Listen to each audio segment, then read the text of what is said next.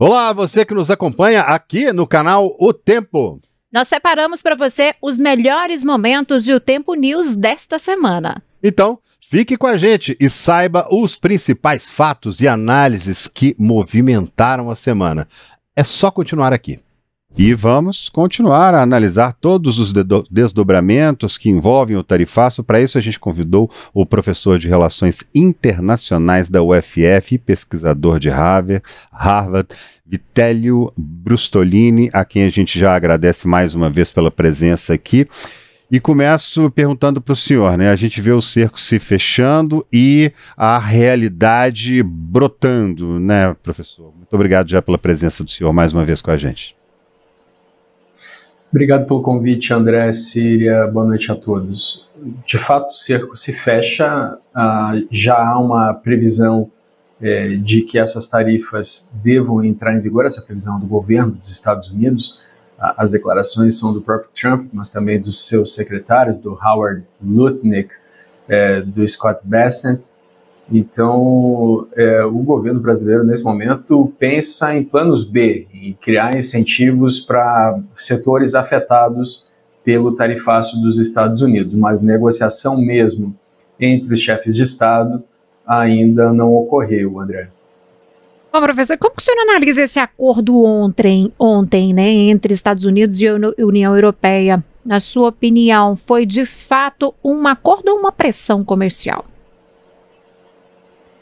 Olha, Cira, foi um acordo por pressão. Aliás, foi isso que a França disse, que a França viu com maus olhos o acordo. Outros países, como a Alemanha, receberam bem, inclusive porque a tarifa para automóveis antes do acordo era de 27,5% e depois do acordo passaram a ser de 15%. O Reino Unido, que tinha feito um acordo com os Estados Unidos, lembrando que o Reino Unido saiu da União Europeia com o Brexit, fez um acordo de 10% de tarifas, mas esse acordo prevê cotas para exportação de automóveis. Então, pode até beneficiar uma parte da produção do Reino Unido, mas depois de um determinado ponto, a União Europeia tem prioridade porque consegue exportar acima da cota. Esse acordo não beneficia o acordo entre a União Europeia e Mercosul, pelo contrário. Numa visão realista das relações internacionais, se a União Europeia não tivesse mais a opção de exportação para os Estados Unidos, porque o Trump ameaçava impor uma tarifa de 30%, chegou até a dizer, Síria, que se não chegassem ao acordo até 1º de agosto, a tarifa poderia chegar a 50% contra produtos da União Europeia. Caso isso acontecesse, a União Europeia precisaria procurar outros mercados, e o mercado do Mercosul estava em evidência, inclusive com pedidos da Espanha e de outros países para que o acordo fosse finalmente ratificado pelos países membros.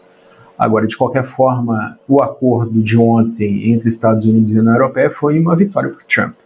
Ele conseguiu o maior acordo do seu mandato, o acordo envolve 30% do comércio mundial, 1,7 trilhão de dólares o comércio entre os dois países. Além de conseguir o acordo, ele ainda conseguiu um compromisso da União Europeia de investir 600 bilhões de dólares nos Estados Unidos e conseguiu vender gás natural para a União Europeia no montante de 750 bilhões de dólares. E aí tem até prazos, esses 600 bilhões de dólares eles devem ser investidos até 2028. Então os Estados Unidos entram, inclusive, substituindo a Rússia, que fornecia 45% do gás natural para a União Europeia até a invasão da Ucrânia em 2022, hoje fornecem 10%, a União Europeia quer zerar a compra de gás russo até 2027, se vai comprar 750 bilhões de gás natural dos Estados Unidos, essa conta vai ser fechada com os Estados Unidos, Síria. E essa vitória, professor, de Donald Trump com a União Europeia, a gente pode considerar uma derrota aqui, já que a União Europeia segue mais ou menos o que aconteceu no Japão, né? Onde foi vista a negociação com bons olhos pelo mercado lá de modo geral, né?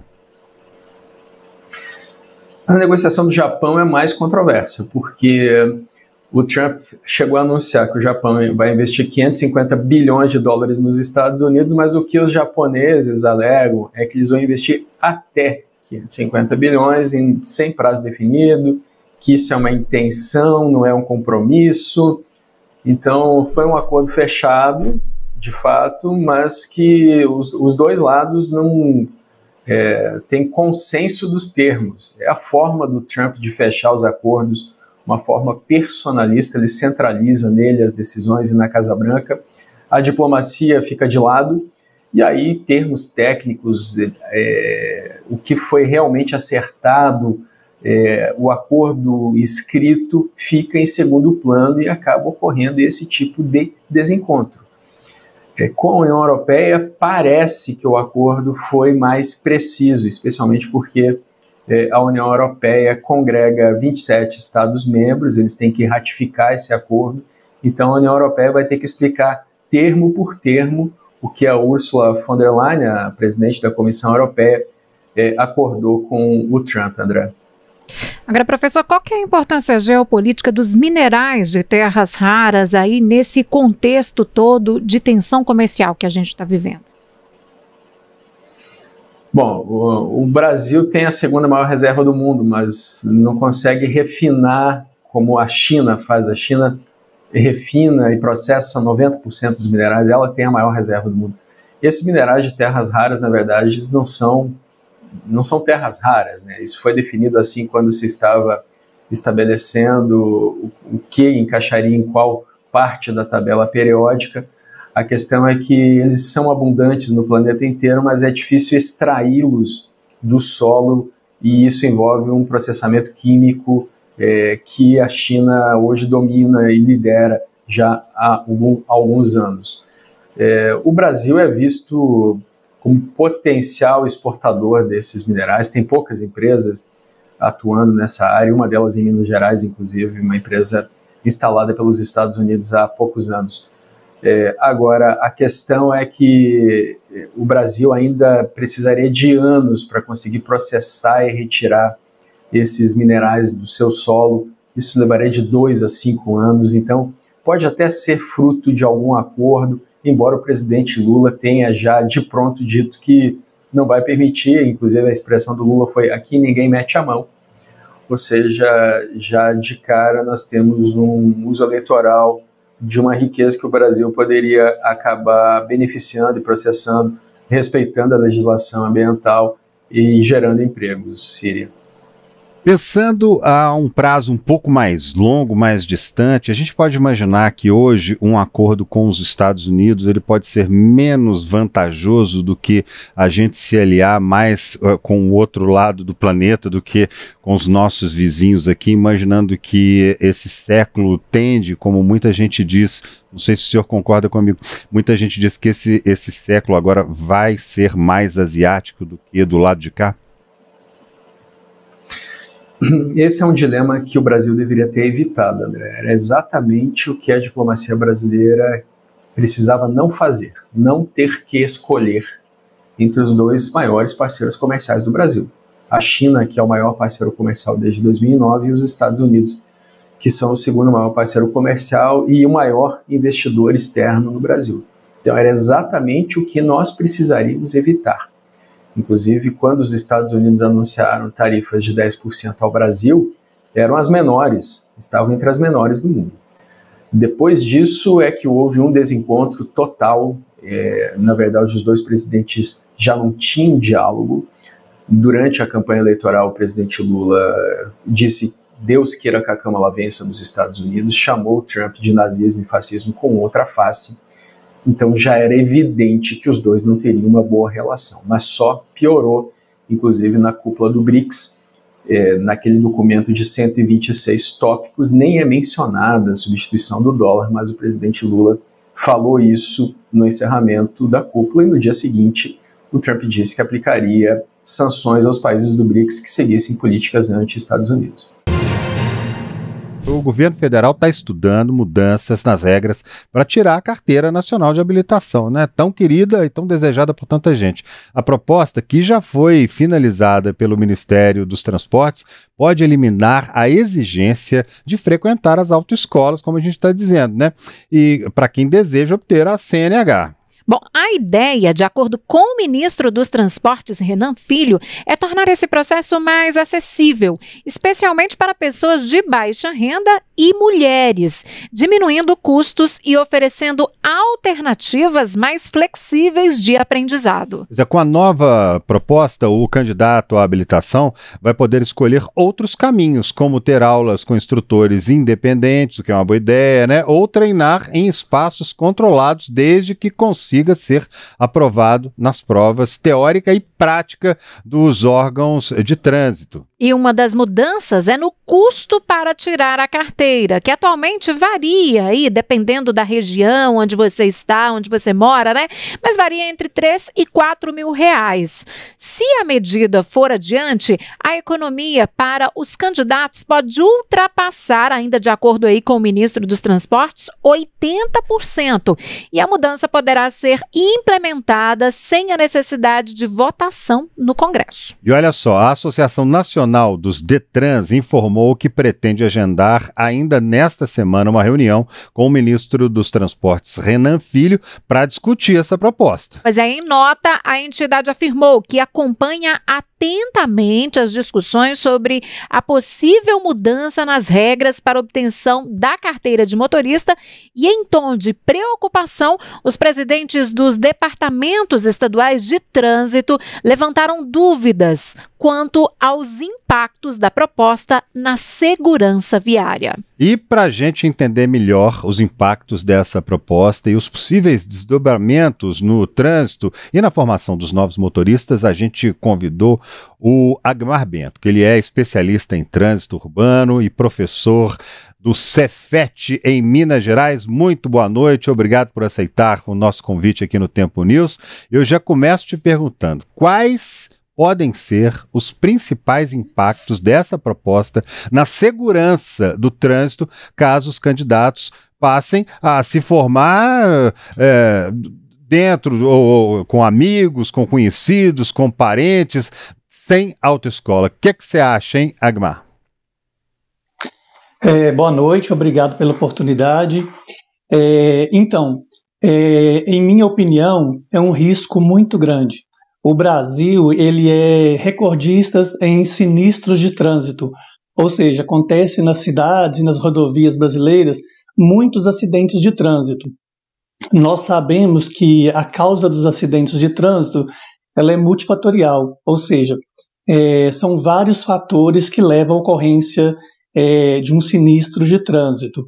Mas a experiência nos mostra que boa parte desses acidentes tem como fator principal a forma como que as pessoas dirigem, seja por excesso de velocidade, a falta do uso do cinto de segurança. Então, eu acredito que a autoescola ela é um momento, é uma oportunidade, além da formação do motorista, mas também de uma possibilidade de reflexão do candidato a obter a CNH sobre a segurança no trânsito. Agmar, como que o senhor avalia essa questão do risco, né, de aumento de condutores mal preparados aí dirigindo, né, pilotando motos, dirigindo pelas ruas, pelas rodovias do país, hein? Então, esse é um risco eminente, isso pode acontecer. Conforme eu disse, a autoescola ela tem o papel não só de ensinar para o aluno as técnicas de dirigir, mas também de proporcionar ao candidato uma reflexão sobre segurança no trânsito, discutindo temas como cidadania e a própria segurança no trânsito. Essa formação, né, que pode aí gerar uma dúvida nesse processo de formação, é um risco muito grande. Colocar no trânsito das cidades e das rodovias um motorista que não passa por uma boa formação, por uma boa capacitação, né, tanto técnica como reflexiva, é um risco muito grande. Isso, ao longo aí do tempo, pode sim aumentar a probabilidade da ocorrência de sinistros de trânsito. Lembrando, né, que o Brasil ele é recordista em número de acidentes de trânsito, infelizmente, e também em óbitos oriundos desses acidentes. Agora, Agmar, o uso de veículos particulares no processo de aprendizagem pode representar algum tipo de risco adicional, especialmente para motoristas iniciantes? Porque a gente sabe, né, que o carro particular, às vezes, a pessoa é acostumada, mas pode não estar com a manutenção em dia. Agora, já um carro de autoescola, ele tem que estar com tudo certinho. Existe alguma possibilidade de aumentar o risco no trânsito do nosso país, caso essas medidas venham a passar? Sim, com certeza. O risco ele pode acontecer tanto pela pessoa que está ensinando essa pessoa a dirigir, bem como pelo veículo, né? Os veículos que são destinados à aprendizagem, eles são veículos especiais, são veículos adaptados, que tem ali um segundo freio para o instrutor frear em caso de uma emergência. Então, colocar um candidato à obtenção de CNH para treinar em um veículo que não seja especial para tal, sim, isso pode representar um risco. E uma outra situação é que os carros de autoescola são carros identificados, né? Ele vem ali com a tarjeta amarela, escrito autoescola, e isso traz uma segurança não só para quem está dirigindo, mas para quem está treinando, mas também para as pessoas que estão dirigindo ali no entorno. Colocar um aprendiz em um carro digamos, normal, né, sem ser um carro especial, isso pode sim representar um risco no trânsito. Agora, a principal justificativa do ministro dos Transportes ao falar sobre essa questão é em relação aos custos para obter a carteira de motorista, né? O senhor acredita que essa flexibilização pode, de fato, reduzir essa desigualdade no acesso à carteira entre homens e mulheres, por exemplo? Eu não acredito. Eu acredito que manter as autoescolas da forma como está, e até mesmo buscar uma análise mais detalhada e buscar uma melhoria, eu aposto mais nessa ideia. Hoje o acesso, obviamente, ele tem um custo, mas já existe um programa do governo que assiste as pessoas menos favorecidas na obtenção da CNH. Então eu acredito que essas medidas, ela não vai aumentar aí o acesso daquelas pessoas que têm menor poder aquisitivo. Magnitsky é o nome da lei imposta pelos Estados Unidos ao ministro Alexandre de Moraes. A decisão foi assinada hoje e já publicada em canais oficiais do governo norte-americano. A justificativa oficial é a suposta violação grave de direitos humanos por parte do ministro. Bom, em uma nota sobre a decisão, o Departamento do Tesouro dos Estados Unidos afirmou que Moraes usou o cargo para autorizar prisões preventivas arbitrárias e suprimir a liberdade de expressão. O comunicado acrescentou que o ministro investigou, processou e reprimiu aqueles que fizeram discursos protegidos pela Constituição dos Estados Unidos, submetendo repetidamente as vítimas a longas detenções preventivas e sem apresentar acusações. Vamos ouvir então o que diz essa carta. Hoje, o Escritório de Controle de Ativos Estrangeiros do Departamento do Tesouro dos Estados Unidos está sancionando o ministro do Supremo Tribunal Federal brasileiro, Alexandre de Moraes, que usou sua posição para autorizar detenções arbitrárias antes do julgamento e suprimir a liberdade de expressão. A ação de hoje é tomada com base na ordem executiva 13.818, que complementa e implementa a Lei Global Magnitsky de responsabilização por direitos humanos e mira autores de graves abusos de direitos humanos ao redor do mundo. A ação segue a revogação do visto de Moraes e de seus familiares imediatos pelo Departamento de Estado dos Estados Unidos em 18 de julho de 2025 por sua cumplicidade em apoiar a campanha ilegal de censura contra pessoas dos Estados Unidos em solo americano. Moraes foi nomeado para o Supremo Tribunal Federal em 2017. Desde então, tornou-se uma das pessoas mais poderosas do Brasil, exercendo imensa autoridade por meio da supervisão de amplas investigações do Supremo Tribunal Federal. Ele investigou, processou e reprimiu aqueles que exerceram discurso protegido pela Constituição dos Estados Unidos, submetendo repetidamente vítimas a longas detenções preventivas sem apresentar acusações. acusações. Por suas atuações como ministro do Supremo, Moraes minou os direitos de brasileiros e americanos à liberdade de expressão. Em um caso notório, ele deteve arbitrariamente um jornalista por mais de um ano em retaliação ao exercício da liberdade de expressão. Moraes mirou políticos da oposição, incluindo o ex-presidente Jair Bolsonaro, jornalistas, jornais, plataformas de mídia social dos Estados Unidos e outras empresas americanas e internacionais. Jornalistas e cidadãos dos Estados Unidos não foram poupados do excesso extraterritorial de Moraes. Ele impôs detenções preventivas e emitiu uma série de mandatos de prisão contra jornalistas e usuários de redes sociais, alguns baseados nos Estados Unidos. Também ordenou diretamente a empresas americanas de mídia social que bloqueassem ou removessem centenas de contas, muitas vezes de seus críticos e de outros críticos do governo brasileiro, incluindo pessoas dos Estados Unidos. Moraes congelou bens e revogou passaportes de seus críticos, baniu contas de redes sociais e ordenou à Polícia Federal Brasileira que invadisse casas de seus críticos, apreendesse os pertences e garantisse sua detenção preventiva. Moraes está sendo sancionado com base na ordem executiva por ser uma pessoa estrangeira responsável ou cúmplice ou que tenha se envolvido direta ou indiretamente em graves abusos de direitos humanos. Segundo o secretário do Tesouro americano, Scott Bessent, por meio de uma conta no X, o Tesouro continuará a responsabilizar aqueles que ameaçam os interesses dos Estados Unidos e os que impõem limites às nossas liberdades, sinalizando, portanto, que mais sanções contra outros personagens devem vir por aí. Olha só a nota na postagem toda aí do secretário, Ele disse que está sancionando o ministro do Supremo Tribunal Federal, Alexandre de Moraes, que tem usado o cargo para autorizar prisões preventivas arbitrárias e suprimir a liberdade de expressão.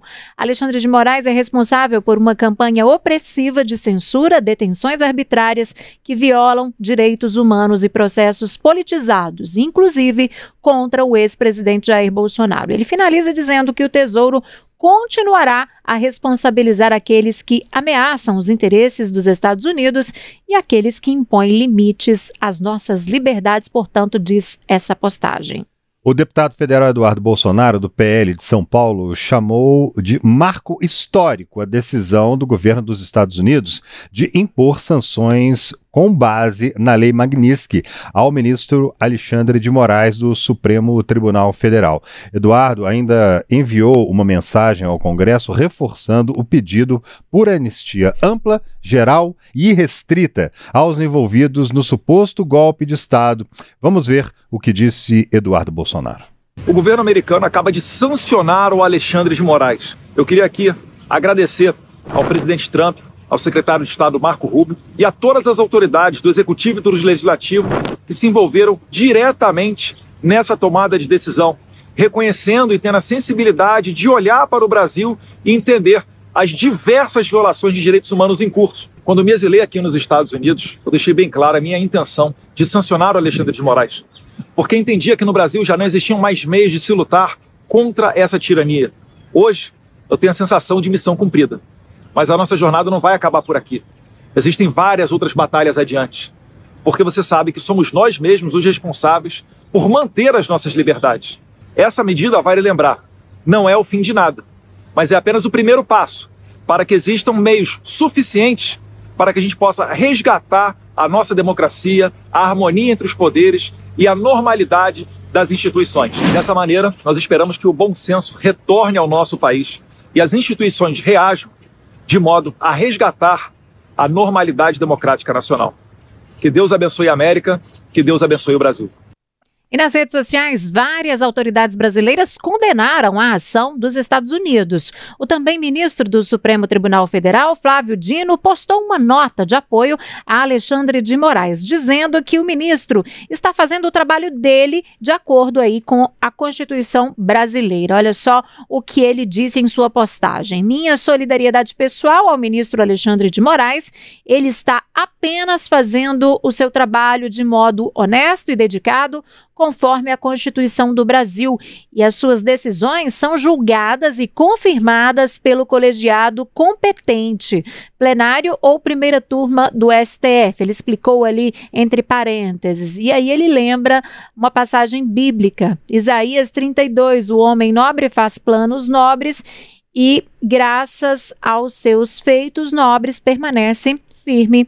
Aí finaliza essa postagem, portanto, com finaliza aí esse post com uma postagem citando a Bíblia, né, André? Isso aí. E a ministra de Relações Institucionais da Presidência da República, Gleisi Hoffmann, usou as redes sociais também para criticar com veemência as novas sanções anunciadas pelo governo Donald Trump contra o ministro Alexandre de Moraes do Supremo Tribunal Federal. Em publicação no X, Gleisi classificou a medida como ato violento e arrogante e responsabilizou a família Bolsonaro por, segundo ela, trair os interesses do Brasil ao apoiar ações extremas contra autoridades do judiciário. Disse Gleisi Hoffmann, está lá, ó. A nova sanção do governo Trump ao ministro Alexandre de Moraes é um ato violento e arrogante. Mais um capítulo da traição da família Bolsonaro ao país. Nenhuma nação pode se intrometer no poder judiciário de outra, afirmou a ministra. Solidariedade ao ministro e ao STF. Repúdio total do governo Lula a mais esse absurdo.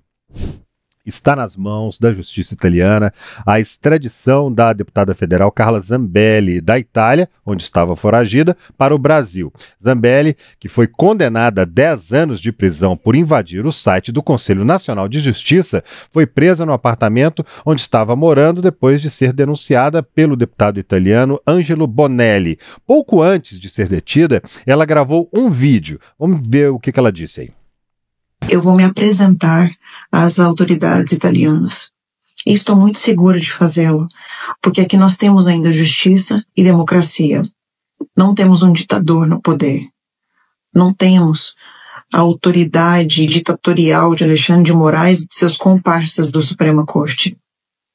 Estou tranquila, calma, tranquila, coração sereno, de que aqui buscarei justiça para o meu caso. Quando eu disse que era intocável, é porque eu sei que só Deus pode me tocar. Eu não vou voltar para o Brasil para cumprir pena no Brasil. Se eu tiver que cumprir qualquer pena, vai ser aqui na Itália, que é um país justo ainda e democrático. Mas eu estou segura que, analisando todos os processos, de cabo a rabo, eles vão perceber que eu sou inocente, porque eu não ordenei a invasão ao CNJ. Eles tomaram a palavra de um mentiroso que mudou 5 vezes o depoimento dele. 6 depoimentos, cada um dizendo uma coisa diferente sobre mim. E a palavra dele valeu mais que a minha para me condenar. O que é isso senão uma perseguição política? E eu vou continuar lutando aqui da Itália para que depois eu possa voltar para o nosso país. Eu sei que Deus está olhando pelo Brasil. Eu sei que nós podemos contar com Ele. E é por isso que, com a alma limpa, o coração tranquilo, eu vou me apresentar às autoridades, porque eu não estou aqui fugindo, eu estou aqui resistindo e vou continuar resistindo.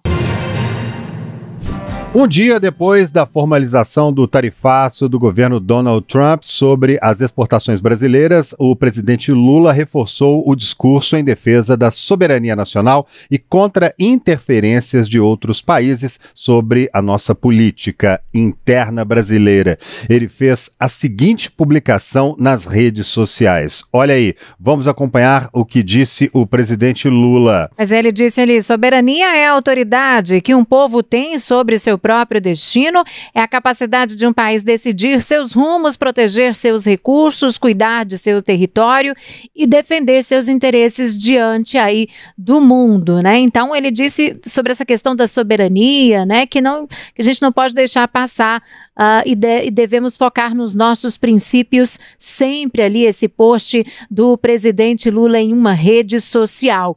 E esta é a segunda manifestação de Lula desde que foi oficializado, né, o tarifaço. Ele se manifestou ontem e disse o seguinte: soberania é para nós o direito de construir uma sociedade livre, justa e solidária. É isso aí, então aí as manifestações de Lula, né, falando a inaceitável interferência do governo norte-americano na justiça brasileira. O governo brasileiro se solidariza com o ministro Alexandre de Moraes do Supremo Tribunal Federal, alvo de sanções motivadas pela ação de políticos brasileiros que traem a nossa pátria e nosso povo em defesa dos próprios interesses. Ontem, durante entrevista ao jornal norte-americano The New York Times, o presidente Lula voltou a falar sobre a divisão de poderes aqui no nosso país e que, no Brasil, a independência entre as instituições legislativa, executiva e judiciária. Temos aí o videozinho do presidente Lula falando, mas eu acho que não deve estar no ponto. Então a gente segue por aqui. Porque o governo lá, ó, Lula, vamos ver, agora sim. Vamos colocar. Pode colocar no início de novo? Não tem. Então não tem lá o parece que está com um probleminha no áudio. Bom, ontem a gente até falava aqui sobre essa entrevista que ele deu ao The New York Times, né? Mas ontem a gente trouxe aqui um pouco do que ele falou no jornal, um pouco do que os jornalistas resolveram destacar dessa fala dele.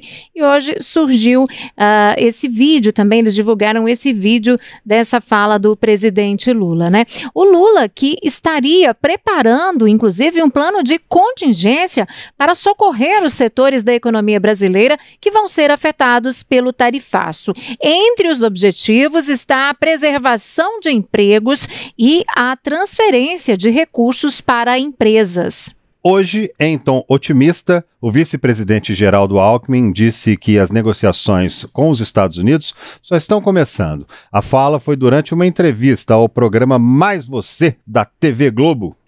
Integrantes do Ministério da Fazenda do Brasil vão se reunir com os responsáveis pela Secretaria de Tesouro dos Estados Unidos para debater o tarifaço imposto pelo governo de Donald Trump a produtos brasileiros. A informação foi confirmada pelo ministro da Fazenda a jornalistas hoje pela manhã.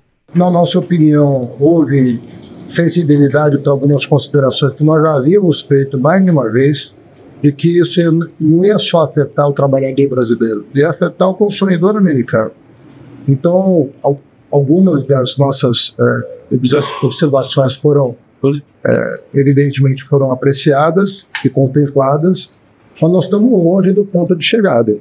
Nós estamos em ponto de partida mais favorável do que se imaginava, mas longe do ponto de chegada. Há muita injustiça nas medidas que foram anunciadas ontem. Há correções a serem feitas, há setores afetados que não precisariam estar sendo afetados, nenhum a rigor, mas há casos que são dramáticos, que deveriam ser considerados imediatamente.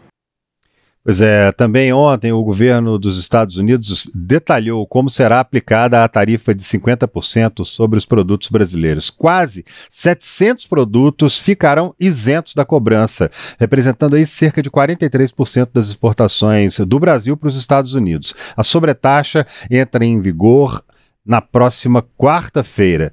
No entanto, isso representa muito para a nossa economia, pois mais da metade das micro e pequenas indústrias brasileiras podem ser afetadas.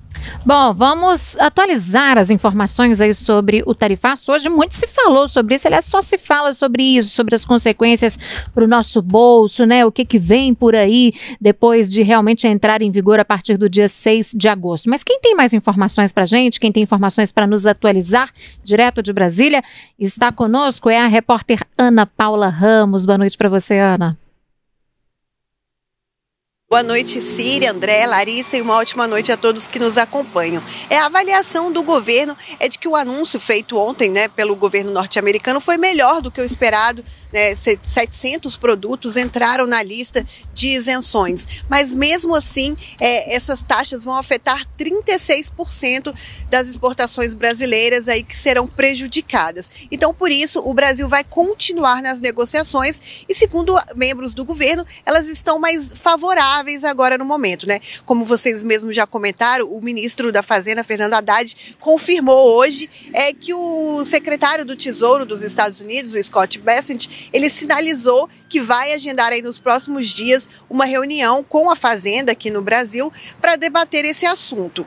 E uma apuração quente agora de tarde, né? O Planalto ele considera que essa reunião vai ser fundamental, porque vai ser quando o governo brasileiro vai conseguir entender quais são os termos ali, o que o governo norte-americano ele quer.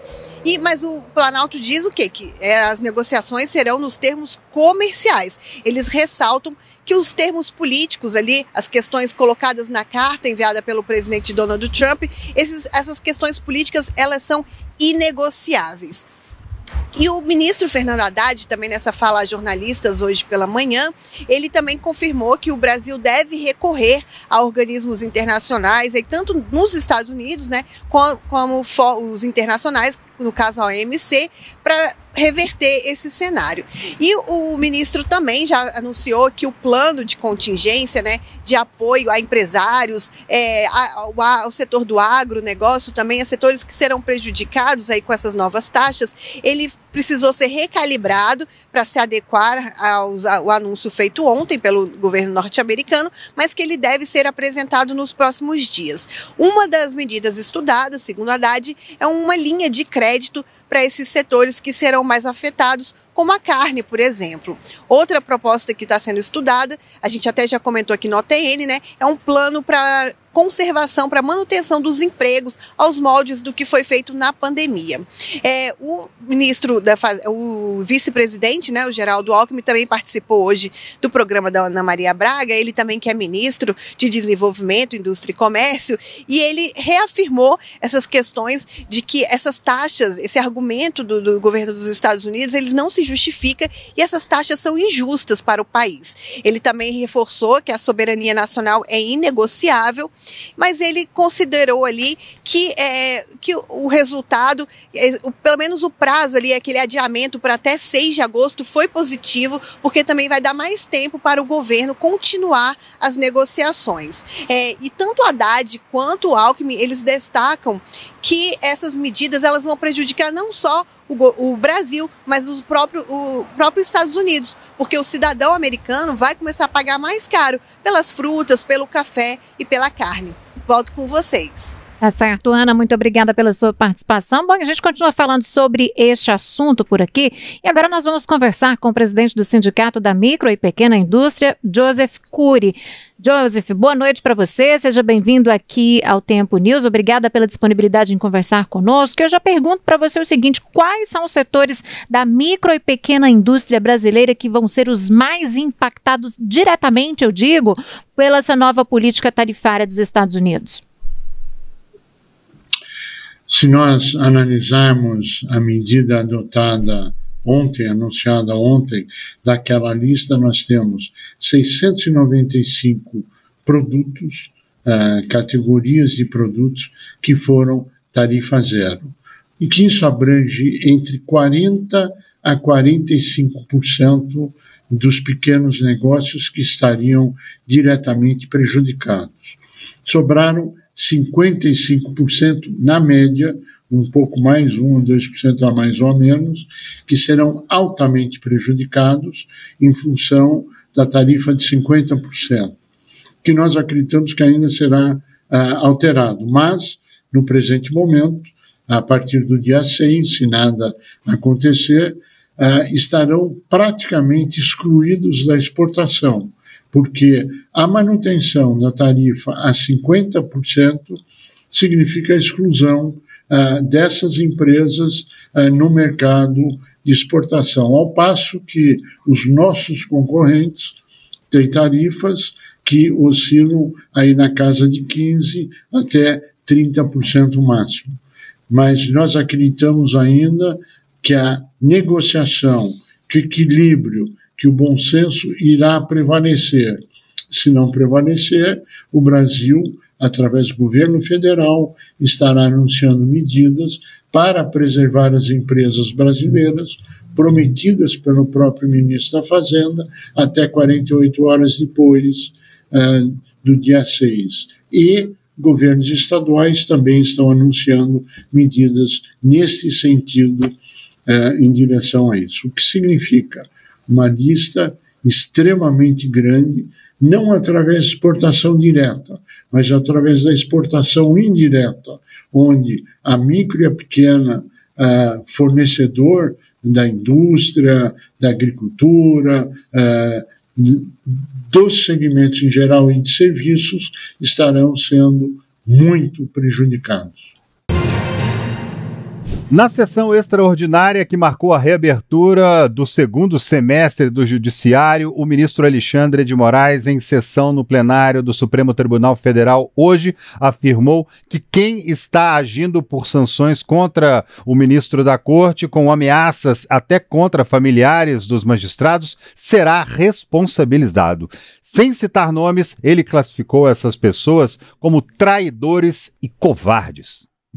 Esses réus investigados brasileiros que estão induzindo, instigando e auxiliando a prática dessas condutas nefastas contra a sociedade brasileira, criminosas contra as autoridades públicas, não estão só ameaçando, coagindo autoridades públicas, ministros do Supremo Tribunal Federal, mas também, e fazem isso diariamente nas redes sociais, ameaçando as famílias dos ministros do Supremo Tribunal Federal, do Procurador-Geral da República, em uma atitude costumeiramente afeta a milicianos do submundo do crime, que atacam as autoridades e atacam os familiares das autoridades. O ministro afirmou também que ele e o Supremo Tribunal Federal vão ignorar as sanções impostas pelo presidente dos Estados Unidos, Donald Trump, e as ameaças de novas punições por parte do governo norte-americano. Moraes disse que o Supremo deve concluir os julgamentos dos acusados de tentativa de golpe ainda este ano. Esta corte vem e continuará realizando sua missão constitucional. Em especial, nesse segundo semestre, realizará os julgamentos e as conclusões dos 4 núcleos das importantes ações penais relacionadas à tentativa de golpe de Estado de 8 de janeiro de 2023. Os 4 núcleos tiveram encerradas as suas instruções, ouvidas suas testemunhas. Um deles já quase em fase final de alegações finais, os outros iniciarão a fase das alegações finais e ainda esse semestre, obviamente, pedindo pauta ao eminente presidente da turma, ministro Cristiano Zanin, nós julgaremos todos os responsáveis, absolvendo aqueles onde não houver prova de responsabilidade, condenando aqueles onde houver prova. O presidente do STF, Luiz Roberto Barroso, abriu a sessão de hoje com um discurso em defesa da Corte, da democracia e do colega Alexandre de Moraes. Barroso elencou episódios violentos para lembrar como foram as tentativas de golpe e a ditadura no Brasil. O ministro enfatizou que o Supremo cumpre o papel com independência e imparcialidade. A marca do Judiciário brasileiro, do primeiro grau ao Supremo Tribunal Federal, é a independência e a imparcialidade. Todos os réus serão julgados com base nas provas produzidas, sem qualquer tipo de interferência, venha de onde vier. Faz-se aqui o reconhecimento ao relator das diversas ações penais, ministro Alexandre de Moraes, com inexcedível empenho, bravura e custos pessoais elevados, conduziu ele as apurações e os processos relacionados aos fatos acima descritos. Nem todos compreendem os riscos que o país correu e a importância de uma atuação firme e rigorosa. E por hoje é só. Até a próxima semana.